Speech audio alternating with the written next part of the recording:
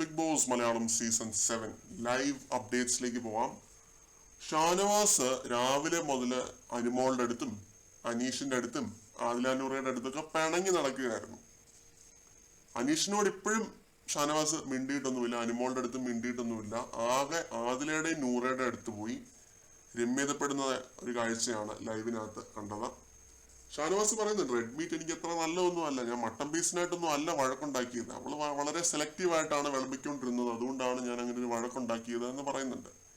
പിന്നെ ആദിലയും നൂറയും പറയുന്നുണ്ട്, ഞങ്ങൾക്ക് ആ ഫുഡ് എൻജോയ് ചെയ്യാൻ പറ്റാത്തതിന്റെ ഒരു വിഷമത്തിന്റെ പുറത്ത് ഞങ്ങൾ പറഞ്ഞു പോയതാണ് എന്നുള്ള രീതിയിലൊക്കെ ഷാനവാസിന്റെ അടുത്ത് പറയുന്നുണ്ട്. അപ്പൊ ഷാനവാസ് പറയുന്നത് ഇതാണ്, ഞാനത് കഴിച്ചു തീർത്തേനെ, പക്ഷെ അനീഷ് ഇതെങ്ങനെ ദഹിക്കും എന്നുള്ളൊരു കാര്യം എന്നോട് ചോദിച്ചതിന് പിന്നാലെയാണ് ഞാൻ ഫുഡ് മാറ്റി വെച്ചിട്ട് ഞാൻ എണീറ്റ് പോയതല്ല, ഇല്ലായിരുന്നെന്നുണ്ടെങ്കിൽ ഞാനത് കഴിച്ചു തീർത്തേനെ എന്ന് ഷാനവാസ് പറയുന്നുണ്ട്.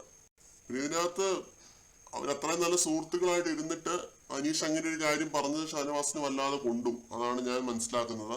അതുകൊണ്ടാണ് ഇതേവരെ അതിനെപ്പറ്റി ഒരക്ഷരം പോലും ഇന്ന് അനീഷിന്റെ അടുത്ത് മിണ്ടാതെ രണ്ടു വഴിക്ക് നടന്നത്.